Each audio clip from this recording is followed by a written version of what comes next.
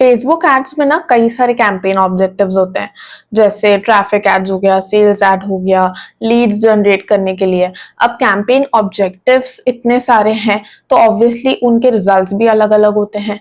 तो आप कैसे आइडेंटिफाई करोगे कि आपका कैंपेन ऑब्जेक्टिव कौन सा होना चाहिए ताकि आपको बेस्ट रिजल्ट्स मिले अपने फेसबुक एड से। Hello and welcome back to my channel all things marketing.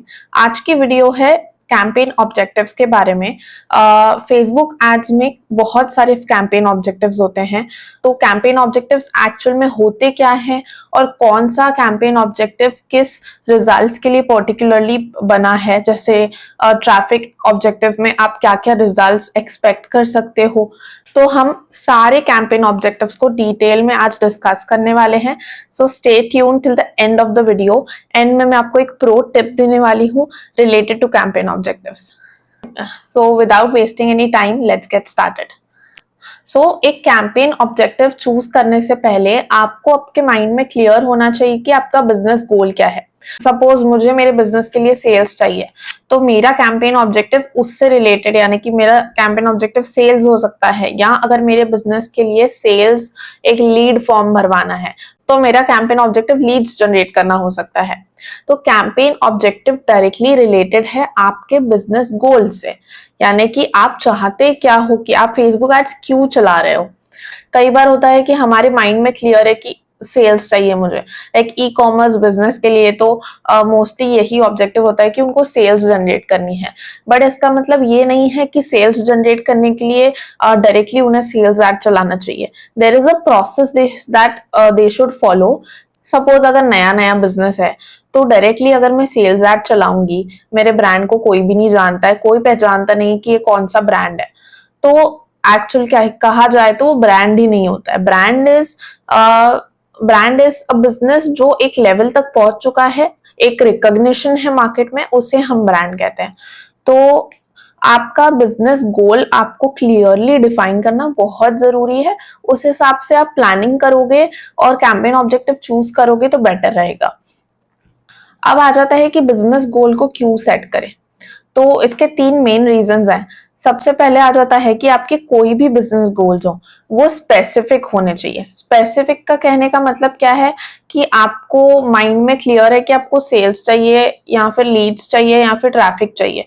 जो भी चाहिए it should be very clear and specific. आपको कंफ्यूजन नहीं होना चाहिए कि यार मुझे रिटर्न में क्या चाहिए। मतलब आपको ऐसा नहीं होना चाहिए कि पता ही नहीं कि यार मैं एड्स क्यों चला रही हूँ, बस चला रही हूँ, तो उससे कोई फायदा नहीं होगा, आपका पैसा वेस्ट ही होने वाला है। तो be specific about what you want in return. फिर अगर आपका गोल स्पेसिफिक है तो मेजरेबल भी होना चाहिए। मेजरेबल से मेरा मतलब है कि सपोज आप चाहते हो कि आपको सेल्स मिले, तो बी मेजरेबल, यानी कि आप कितनी सेल्स चाहते हो पर मंथ। सपोज पहले महीने में चाहती हूँ कि मुझे 20 ऑर्डर्स आ जाए, तो ये स्पेसिफिक हो गया, मेजरेबल हो गया कि मुझे ऑर्डर्स चाहिए और मुझे 20 ऑर्डर्स चाहिए। तो be specific and B measurable.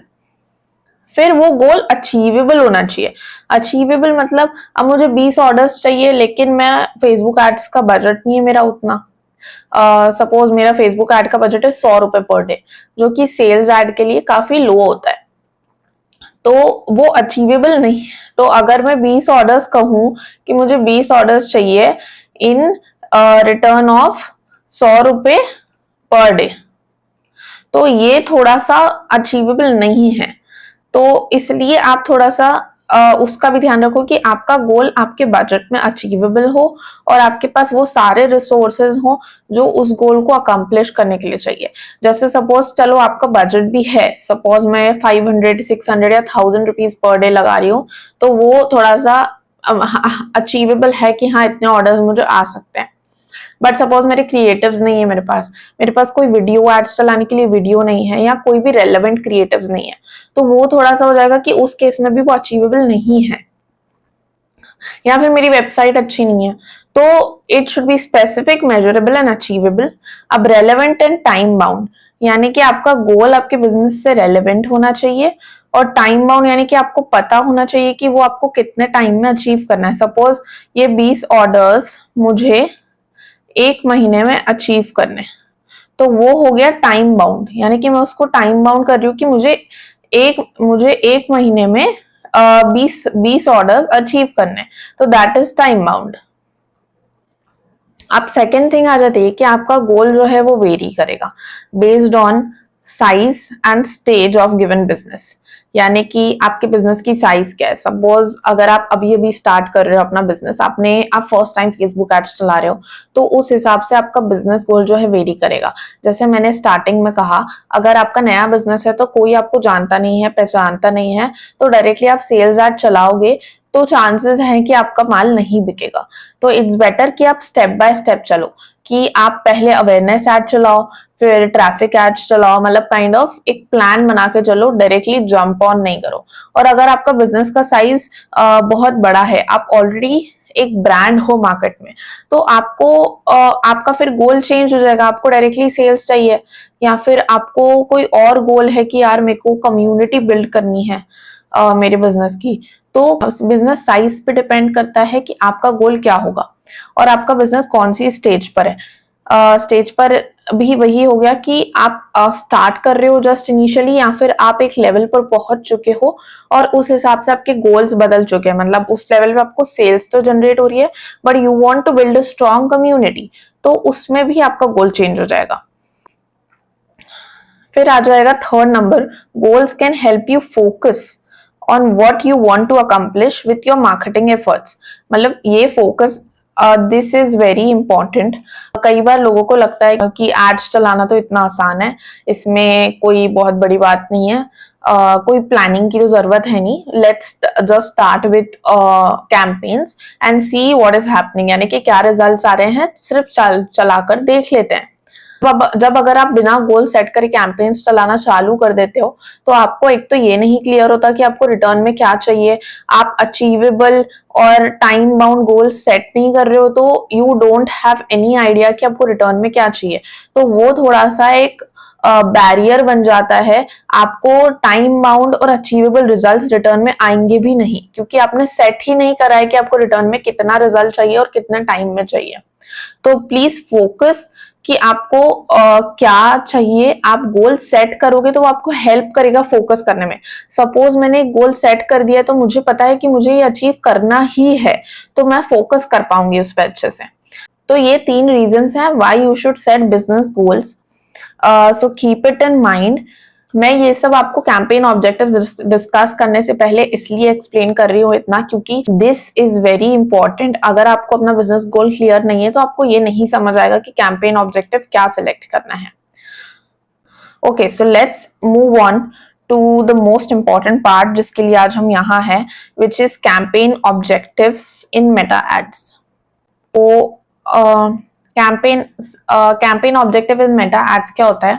अगर आप नए हो फेसबुक एड्स में, तो मैं आपको एक्सप्लेन कर देती हूँ। जैसे आप एड्स मैनेजर में गए और आपने क्रिएट करना चाहा एक एड, तो सबसे फर्स्ट स्टेप जो मेटा आपको देता है वो है चूजिंग योर कैंपेन ऑब्जेक्टिव। यानी कि उसमें कई सारे 7-8 कैंपेन ऑब्जेक्टिव्स हैं, उसमें से आपको एक कैंपेन ऑब्जेक्टिव चूज करना है। उसके बाद उससे रिलेटेड आपको एड्स चलाने की डिटेल्स आ जाएंगी। अब मेटा एड्स में 3 टाइप के कैंपेन ऑब्जेक्टिव्स होते हैं ब्रॉड कैटेगरीज की अगर मैं बात करूं तो। सबसे फर्स्ट हो गया अवेयरनेस, देन आ जाता है consideration and then conversion. Tension मत लो, एक एक करके पूरा सब डिटेल में समझाऊंगी। ओके, तो सबसे पहले हम लोग आ जाते हैं अवेयरनेस पे।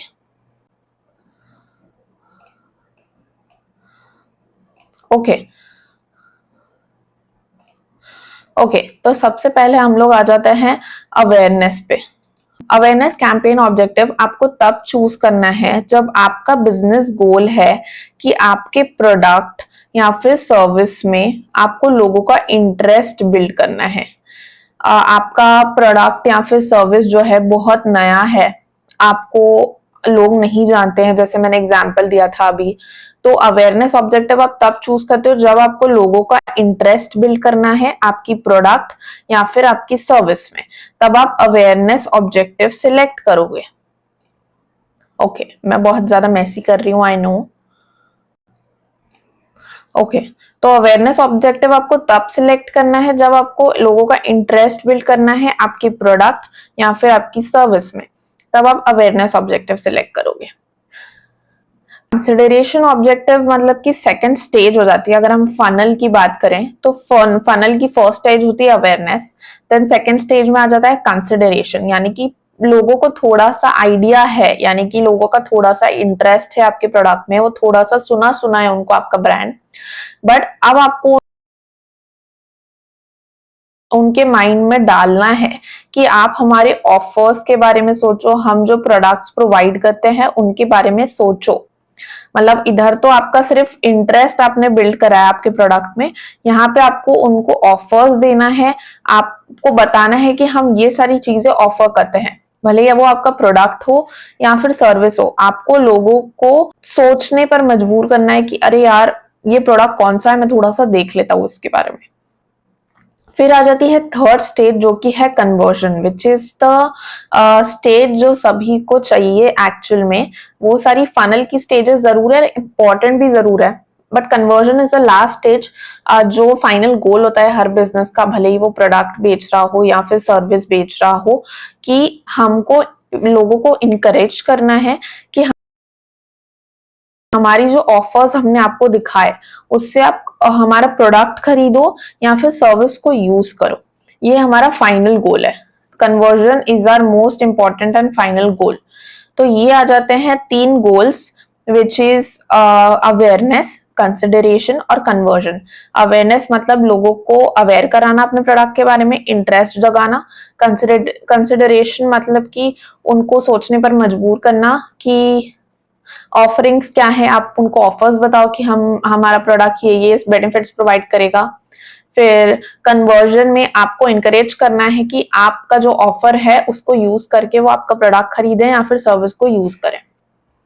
तो ये हो गए ब्रॉडली तीन कैटेगरीज ऑफ कैंपेन ऑब्जेक्टिव्स जो मेटा प्रोवाइड करता है। सबसे पहले awareness, then consideration and then conversion. अब इन सभी में थोड़ी सी डिटेल्स है, यानी कि ये तो ब्रॉडली ऑब्जेक्टिव हो गया कि आपको ऑब्जेक्टिव क्या है, उसके बेसिस पे ना आपके अंदर कैंपेन गोल्स भी होते हैं। अब वो अवेयरनेस के अंदर क्या होंगे, कंसिडरेशन के अंदर क्या होंगे और कन्वर्जन के अंदर क्या होंगे, ये हम लोग अब डिटेल में डिस्कस करेंगे। वीडियो थोड़ी सी लंबी हो सकती है but it is very important. ये बेसिक्स हैं जो आपको क्लियर होने चाहिए before starting with Facebook ads, so don't miss this by any chance. तो हम लोग अब सबसे पहले जो आ जाते हैं अवेयरनेस पे। इसमें आ जाएगा इसमें आ जाता है एक objective which is brand awareness. आपको जब मेटा में आप जाओगे तो आपको मेन ऑब्जेक्टिव में दिखेगा ब्रांड अवेयरनेस ऑब्जेक्टिव। वाइल जब आप कैंपेन ऑब्जेक्टिव्स देखोगे तो उसमें आपको अवेयरनेस नहीं दिखेगा, आपको ब्रांड अवेयरनेस करके एक ऑब्जेक्टिव दिखेगा। जब आप कैंपेन क्रिएट करने जाओगे तो आपको एड ऑब्जेक्टिव में ब्रांड अवेयरनेस ऑब्जेक्टिव दिखेगा। अब ब्रांड अवेयरनेस ऑब्जेक्टिव किस चीज के लिए यूज होता है, यानी कि आप ब्रांड अवेयरनेस ऑब्जेक्टिव कब सिलेक्ट करोगे। आप ब्रांड अवेयरनेस ऑब्जेक्टिव सिलेक्ट कर सकते हो तीन केसेस में। जब आपको अपने ब्रांड की रीच बढ़ानी है, यानी कि आपको ज्यादा से ज्यादा लोगों तक पहुंचना है, अपनी वीडियो को ज्यादा से ज्यादा लोगों तक पहुंचाना है, उनको दिखाना है, बेसिकली जितने लोगों तक आप पहुंच सकते हो वो है अवेयरनेस के थ्रू, यानी कि आप अपनी रीच बढ़ा रहे हो। फिर सेकंड केस में आ जाता है जब आपको ब्रांड अवेयरनेस क्रिएट करनी है। ब्रांड अवेयरनेस क्रिएट करना मतलब कि आपको लोगों को नए ब्रांड से इंट्रोड्यूस कराना है कि मेरा नया ब्रांड है, मैं ये सर्विसेज या फिर ये प्रोडक्ट्स प्रोवाइड करता हूँ या करती हूँ। तो ये ब्रांड अवेयरनेस क्रिएट करना हो गया।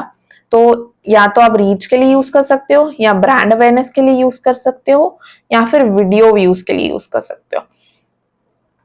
जब आप अपनी वीडियो को ज्यादा से ज्यादा लोगों तक पहुंचाना चाहते हो या फिर उस पर व्यूज बढ़ाना चाहते हो तो उसके लिए आपको ब्रांड अवेयरनेस ऑब्जेक्टिव चूज करना है।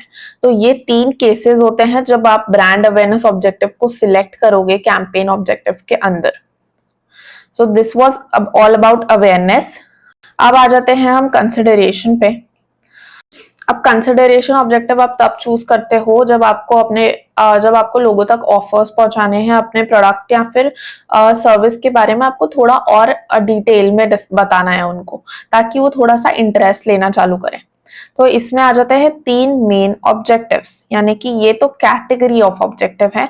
आप जब एड मैनेजर में सिलेक्ट करोगे, क्रिएट कैंपेन, मतलब क्रिएट अ कैंपेन करोगे, तो उसके अंदर ब्रांड अवेयरनेस के बाद ये 3 ऑब्जेक्टिव्स आपको दिखेंगे, which is traffic objective, engagement objective and lead objective.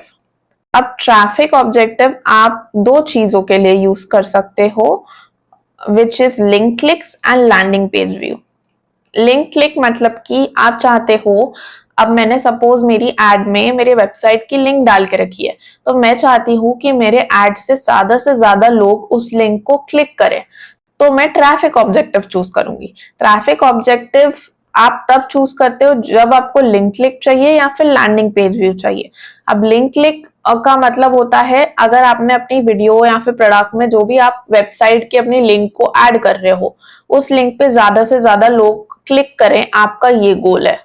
अब लैंडिंग पेज व्यू मतलब कि उस लिंक को क्लिक करके जो आपका लैंडिंग पेज है, यानी कि आपका वेबसाइट हो सकता है, आपका प्रोडक्ट पेज हो सकता है, सर्विस पेज हो सकता है, तो उस पेज पर लोग लैंड करें, यानी कि उस पेज तक पहुंचे। अब लिंक क्लिक और लैंडिंग पेज व्यू में क्या डिफरेंस है? लिंक क्लिक में कोई आपके वेब उस लिंक पे क्लिक तो कर रहा है, बट जरूरी नहीं है कि वो वेबसाइट तक पहुंचेगा, हो सकता है वो बीच में क्लोज कर दे। अब लैंडिंग पेज व्यू शॉर्ट ये गारंटी देता है कि जिसने भी आपकी लिंक को क्लिक किया है, वो आपकी वेबसाइट या फिर प्रोडक्ट पेज तक जरूर लैंड करेंगे। तो अगर आपको लैंडिंग पेज व्यूज चाहिए या फिर लिंक क्लिक्स चाहिए, तो उसके लिए आप ट्रैफिक ऑब्जेक्टिव को चूज करोगे। फिर आ जाता है इंगेजमेंट ऑब्जेक्टिव। इंगेजमेंट ऑब्जेक्टिव आप 3 रीजंस के लिए यूज करते हो, जब आपको मैसेजेस चाहिए हो, या फिर आपको वीडियो व्यूज चाहिए हो, या फिर आपको पोस्ट पे इंगेजमेंट चाहिए हो। मैसेजेस इन द सेंस कि मैं चाहती हूँ मेरी एड देखकर लोग मुझे इंस्टाग्राम पर, व्हाट्सएप पर या फिर मैसेंजर पर मैसेज करें, यानी कि ये मैं चूज कर सकती हूँ कि मुझे मैसेजेस कहाँ पर रिसीव हो। बट मेरा मेन ऑब्जेक्टिव ये है कि मुझे मैसेजेस चाहिए अपनी एड से। सपोज मेरी वेबसाइट नहीं है, मैं एक स्मॉल बिजनेस हूँ, तो मैं चाहती हूँ कि लोग मेरी एड देखकर मुझे ऑर्डर करने के लिए डायरेक्टली व्हाट्सएप पर मैसेज कर दें या फिर डायरेक्टली इंस्टाग्राम में डीएम कर दें। तो मैं अपना ऑब्जेक्टिव मैसेजेस चूज कर सकती हूँ इंगेजमेंट के लिए। देन अगर सेकेंडली इंगेजमेंट आप तब चूज करोगे जब आपको वीडियो व्यूज चाहिए, यानी कि लोग ज्यादा से ज्यादा लोग आपकी वीडियो को देखें, तब आप इंगेजमेंट चूज कर सकते हो। या फिर थर्डली आप इंगेजमेंट तब चूज कर सकते हो जब आप चाहते हो कि आपकी जो पोस्ट है, या यानी कि आपकी जो वीडियो या फिर फोटो या फिर कराउजल जो भी आप एड में यूज कर रहे हो, उस पोस्ट पर ज्यादा से ज्यादा लाइक आए, ज्यादा से ज्यादा कमेंट आए, फिर शेयर आए, यानी कि इंगेजमेंट हो, बेसिकली इंगेजमेंट बढ़े मेरी पोस्ट, उस पर्टिकुलर पोस्ट या फिर उस पर्टिकुलर वीडियो पे। तो इंगेजमेंट ऑब्जेक्टिव आप चूज करते हो 3 केसेस में, जब आपको मैसेजेस चाहिए, जब आपको वीडियो व्यूज चाहिए, या फिर आपको अपनी पोस्ट पे इंगेजमेंट चाहिए। इन तीनों केसेस में आप इंगेजमेंट ऑब्जेक्टिव को चूज करोगे। अब थर्ड आ जाता है लीड्स ऑब्जेक्टिव। लीड्स ऑब्जेक्टिव आप 4 केसेस में यूज कर सकते हो। जब आपको चाहिए कि लोग आपका एड देख के फॉर्म्स को फिलअप करें, यानी कि ये हो सकता है सपोज एक साइन अप फॉर्म या फिर एक रजिस्ट्रेशन फॉर्म, कोई भी टाइप का फॉर्म। जैसे अगर मैं service business, mostly leads campaign जो है, लीड्स ऑब्जेक्टिव जो है सर्विस बेस्ड बिजनेस के लिए होता है, प्रोडक्ट बेस्ड बिजनेस के लिए जनरली यूजफुल नहीं होता है। तो लीड्स ऑब्जेक्टिव आप तब यूज करोगे जब आपको इन चारों में से कोई चीज चाहिए, यानी कि आपको कोई फॉर्म फिलअप कराना है। फॉर्म में जैसे हो सकता है कि मैं कोई कोर्स बेच रही हूँ, तो मैं चाहती हूँ कि लोग उसका रजिस्ट्रेशन फॉर्म फिलअप कर दें या फिर इंक्वायरी फॉर्म फिलअप करते हैं। आप कोई कोचिंग चला रहे हो तो उसका इंक्वायरी फॉर्म हो सकता है। तो फॉर्म्स फिलअप करने के लिए आप लीड्स ऑब्जेक्टिव को यूज कर सकते हो। फिर अगर आपको मैसेजेस चाहिए, अब लीड्स में भी ऐसा होता है कि मुझे मैसेजेस के थ्रू लीड्स चाहिए, यानी कि मुझे कोई फॉर्म फिलअप नहीं कराना, मुझे लोगों को अपनी वेबसाइट पर नहीं लेकर जाना, या मेरी वेबसाइट है ही नहीं, तो मुझे चाहिए कि लोग मुझे डायरेक्टली व्हाट्सएप पर मैसेज कर दें कि उनकी क्वेरी है या फिर रजिस्ट्रेशन है। तो मुझे लीड्स के फॉर्म में मैसेजेस चाहिए, तो मैं लीड्स ऑब्जेक्टिव को यूज कर सकती हूँ। या फिर मैसेजेस की जगह कॉल्स भी होते हैं। सपोज कई इंडस्ट्रीज होती है, जैसे जो घर बेचते हैं, तो ब्रोकर इंडस्ट्री होती है जिनको फ्लैट्स बेचने हैं, या फिर ऐसी ऐसी सारी सर्विस रिलेटेड इंडस्ट्री जो डायरेक्टली अपना प्रोडक्ट नहीं सेल कर सकते। जैसे अब घर तो लाखों करोड़ों के होते हैं, कोई आपका 100-200 का प्रोडक्ट नहीं है कि आप ऑनलाइन कोई ऐड देखेगा और इंस्टेंटली पेमेंट करके खरीद लेगा।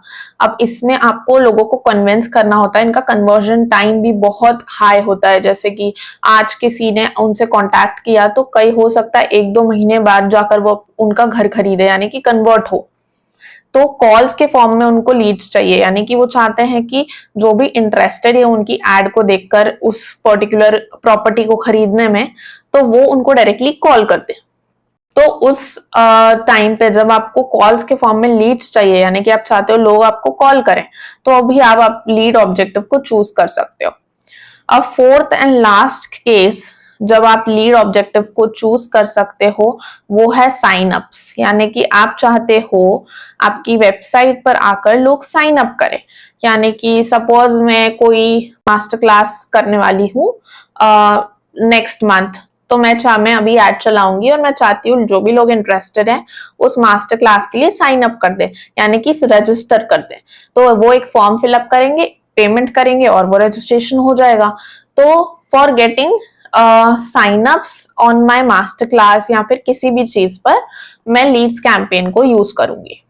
तो ये हो गए कंसिडरेशन के अंदर, विच इज ट्रैफिक, एंगेजमेंट और लीड्स।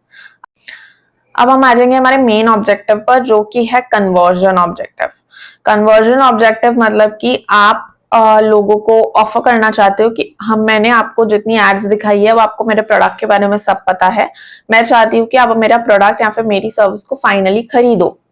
तो उसमें दो मेन ऑब्जेक्टिव्स आपको दिखेंगे जब आप कैंपेन को क्रिएट करोगे, which is app promotion and sales. अब ऐप प्रमोशन नाम से आप पता कर सकते हो, which is for app installs, यानी कि अगर मेरी कोई प्ले स्टोर पे या फिर ऐप स्टोर पे एप्लीकेशन है, तो मैं चाहती हूँ कि ज्यादा से ज्यादा लोग उस एप्लीकेशन को डाउनलोड करें, इंस्टॉल करें जैसे हम कहते हैं। तो मैं ऐप इंस्टॉल के लिए ऐप प्रमोशन ऑब्जेक्टिव चूज करूंगी। फिर सेल्स ऑब्जेक्टिव आप तब चूज करोगे जब आपको कन्वर्जन चाहिए या फिर आपको कैटलॉग सेल्स चाहिए। Catalogue sales is also basically conversion, but just for clarity मैंने उसको दो पार्ट्स में डिवाइड करा है। आपको जब आप क्रिएट करोगे आपको सिर्फ ऐप प्रमोशन दिखेगा और सेल्स दिखेगा। आपको मेन दो ही ऑब्जेक्टिव दिखेंगे, इतना कंफ्यूज नहीं होना है। आप जब कैंपेन क्रिएट करोगे आपको ऐप प्रमोशन दिखेगा और सेल्स दिखेगा मेन ऑब्जेक्टिव। ये जो नीचे जो डिटेल्स मैं आपको बता रही हूँ वो मैं आपको इसलिए बता रही हूँ कि आप इस ऑब्जेक्टिव को किस रिजल्ट्स के लिए चूज कर सकते हो। यानी कि आप जब सेल्स ऑब्जेक्टिव चूज करते हो तो आप वो क्यों चूज करते हो, क्योंकि आपको रिटर्न में या तो परचेज चाहिए, या तो ऐड टू कार्ट चाहिए, या तो इनिशिएट चेकआउट चाहिए, या फिर कैटलॉग सेल्स चाहिए। आपको जब इन सारी चीजों में से कोई रिजल्ट चाहिए, यानी कि मैं चाहती हूँ कि लोग मेरे प्रोडक्ट को ऐड टू कार्ट करें, तो तब मैं सेल्स ऑब्जेक्टिव ही चूज करूंगी। ये सब उसके अंदर आता है। तो इसमें सेल्स में दो मेन चीजें आ जाती है। कन्वर्जन किसी भी टाइप के हो सकते हैं। कन्वर्जन आपके लिए हो सकता है कि आपका प्रोडक्ट जब परचेज होगा, यानी कि लोग जब उसको फाइनली खरीदेंगे, तो आप उसको एज अ कन्वर्जन काउंट कर रहे हो। या फिर ऐड टू कार्ट हो सकता है, यानी कि जब लोग आपका प्रोडक्ट को कार्ट में ऐड कर रहे हैं। ये सारी चीजें मार्केटिंग में इसलिए यूज होती है क्योंकि हर लेवल के कस्टमर्स का हम डेटा कलेक्ट करते हैं और फिर उसको किसी ना किसी तरीके से मार्केटिंग में यूज करते हैं। तो ऐड टू कार्ट ऐसा नहीं कि ये सब यूजफुल नहीं है, सिर्फ परचेज ही यूजफुल है, ऐसा बिल्कुल नहीं है। ये सभी भी टाइम टू टाइम यूज आते हैं बेस्ड ऑन आप बिजनेस का गोल क्या है और आप किस लेवल ऑफ बिजनेस पे हो। तो ऐड टू कार्ट आप तब यूज करोगे जब आप चाहते हो कि कस्टमर्स आपके प्रोडक्ट को कार्ट में ऐड करें। इनिशिएट चेकआउट आप तब यूज करोगे जब आप चाहते हो कि कस्टमर्स प्रोडक्ट को कार्ट में ऐड करके उसके बाद चेकआउट की तरफ जब बढ़ रहे हैं तो मैं उसको काउंट करूंगी एज अ कन्वर्जन। यानी कि उन्होंने अपना डिटेल्स फॉर्म फिलअप कर दिया है, कि अपना नाम फिलअप कर दिया है, address, mobile number, email address, जो भी सब है वो सब डिटेल्स फिलअप कर दिया है, विच इज इनिशिएट कर दिया उन्होंने चेकआउट, बट कंप्लीट नहीं किया है। जब कंप्लीट हो जाता है तो हम उसको एज अ परचेज ही काउंट करते हैं। तो और भी कई सारे होते हैं, जैसे आप सेटअप कर सकते हो कस्टम कन्वर्जन्स। ये तो बाय डिफॉल्ट होते हैं कि परचेज हो गया, ऐड टू कार्ट हो गया, इनिशिएट चेकआउट हो गया। और भी आप कस्टम कन्वर्जन्स को क्रिएट कर सकते हो। जैसे मैं चाहती हूँ कि विश लिस्ट वाला जो ऑप्शन होता है, मेरी वेबसाइट पे अगर कोई आकर प्रोडक्ट को विश लिस्ट में डाल रहा है तो वो मैं एज अ कन्वर्जन काउंट करूंगी। तो ये सारे कस्टम कन्वर्जन आप क्रिएट कर सकते हो, जो भी आप चाहो, कि किसी पर्टिकुलर बटन पर या फिर कोई पर्टिकुलर एक्शन इंसान ने लिया तो मैं उसको एज अ कन्वर्जन काउंट करूंगी। तो ये हो जाते हैं मेन टाइप्स ऑफ कन्वर्जन। यानी कि अगर आप ये सारी चीजें चाहते हो तो आप सेल्स ऑब्जेक्टिव को चूज करोगे। अब कैटलॉग सेल्स भी ये ई कॉमर्स के लिए होता है बेसिकली, जिसमें सारे प्रोडक्ट्स जो है मैं एज अ कैटलॉग प्रेजेंट करती हूँ। मतलब इसमें मैं वीडियो एड या फिर इमेज एड नहीं यूज करूंगी। मैं चाहती हूँ कि मेरे कैटलॉग से डायरेक्टली सेल्स जनरेट हो, तो मैं कैटलॉग सेल्स के लिए भी सेल्स ऑब्जेक्टिव ही चूज करूंगी। तो ये सारे ऑब्जेक्टिव्स जब आप चाहते हो तो आप सेल्स ऑब्जेक्टिव चूज करोगे। ऐप इंस्टॉल में आप ऐप प्रमोशन वाला ऑब्जेक्टिव चूज करोगे। ये आ जाते हैं कन्वर्जन के अंदर। जब आप चाहते हो लोग आपका प्रोडक्ट खरीदें, तो मेटा सिर्फ उन्हीं पॉसिबल लोगों को दिखाता है जो खरीदने का परचेजिंग पावर रखते हैं या फिर खरीदने में इंटरेस्टेड होते हैं, based on data of course. तो ये हो गए सारे कैंपेन ऑब्जेक्टिव्स। आई होप आपको ये सब क्लियर हो गए हो, क्योंकि दिस इज वेरी इंपॉर्टेंट कि आपको सारे कैंपेन ऑब्जेक्टिव्स क्लियर हो बिफोर आप कोई भी कैंपेन ऑब्जेक्टिव चूज कर अंदर की डिटेल्स में जाओ। सपोज आपको सेल्स चाहिए थी लेकिन आपने अवेयरनेस या फिर आपने कंसिडरेशन से रिलेटेड यानी कि इंगेजमेंट ऑब्जेक्टिव चूज कर लिया, तो आपको सेल्स आने के चांसेस कम है, क्योंकि सोल रीजन ये होता है कि आपका ऑब्जेक्टिव, आपका गोल कोई और था और आपने ऑब्जेक्टिव कोई और चूज कर लिया, तो आपको वैसे रिजल्ट्स कैसे आएंगे। तो जैसे मैंने कहा था कि एक प्रो टिप दूंगी मैं लास्ट में, वो प्रो टिप ये है कि कई बार लोग ना सेल्स जनरेट करने के लिए ट्रैफिक कैंपेन चला देते हैं। जैसे मैंने जो आपको लैंडिंग पेज व्यू बताया था, तो लोगों को लगता है कि यार मेरी वेबसाइट पर तो इंसान आ ही जाएगा तो उसके बाद तो खरीद ही लेगा, तो मैं सेल्स कैंपेन में ज्यादा पैसा क्यों बर्बाद करूं। क्योंकि जनरली ऐसा होता है कि ट्रैफिक कैंपेन में बजट थोड़ा सा कम चल जाता है, बट सेल्स कैंपेन में एक थोड़ा सा हायर बजट रिक्वायर्ड होता है to generate results of course. तो ऐसा आपको बिल्कुल भी नहीं करना है, क्योंकि Meta is very smart and it has a lot of data. तो अगर आप कोई पर्टिकुलर ऑब्जेक्टिव चूज कर रहे हो तो वो उसी से रिलेटेड लोगों को, उसी से रिलेटेड ऑडियंस को आपका एड दिखाता है। सपोज अगर आप ट्रैफिक कैंपेन चला देते हो टू जनरेट सेल्स, लेकिन ट्रैफिक कैंपेन उस सेट ऑफ ऑडियंस को दिखेगी जो सेल्स एक्चुअल में करते नहीं है यूजुअली। हो सकता है आपको थोड़ी बहुत सेल्स आ जाए, लेकिन ज्यादा सेल्स नहीं आएगी, और कई बार तो बिल्कुल भी नहीं आती, क्योंकि that is not the correct objective to generate sales. अगर आपको सेल्स जनरेट करनी है तो डायरेक्टली सेल्स कैंपेन को सिलेक्ट करो। ये बिल्कुल भी ट्राई मत करना, मैं अपने एक्सपीरियंस से बता रही हूँ, कभी वर्क नहीं करेगा। आपको जो गोल है आपका, अगर आपको सेल्स जनरेट करनी है तो डायरेक्टली सेल्स कैंपेन को चूज करना। अगर आपको ट्रैफिक चाहिए तो डायरेक्टली ट्रैफिक कैंपेन को चूज करना। गलत कैंपेन ऑब्जेक्टिव को चूज मत करना, मेटा आपको वो रिजल्ट्स नहीं देगा। It is more smarter than you. Okay, तो वो चीज का ध्यान रखना। This was a pro tip from me, क्योंकि काफी सारे लोग ऐसा ट्राई करते हैं, इसलिए मैं क्लियर कर रही थी कि जो आपका गोल है, बिजनेस गोल है, उसी से रिलेटेड करेक्ट ऑब्जेक्टिव चूज करना। हो सकता है रिजल्ट्स आने में थोड़ा सा टाइम लग जाए, बट उसमें रिजल्ट्स जरूर आएंगे। गलत ऑब्जेक्टिव चूज करोगे तो रिजल्ट्स बिल्कुल भी नहीं आएंगे। So that was it for today's video. अगर आपको वीडियो यूजफुल लगी हो, अच्छी लगी हो, तो प्लीज लाइक करो, सब्सक्राइब करो for more videos related to Facebook and business and marketing, everything. Okay, see you in the next video. Bye bye.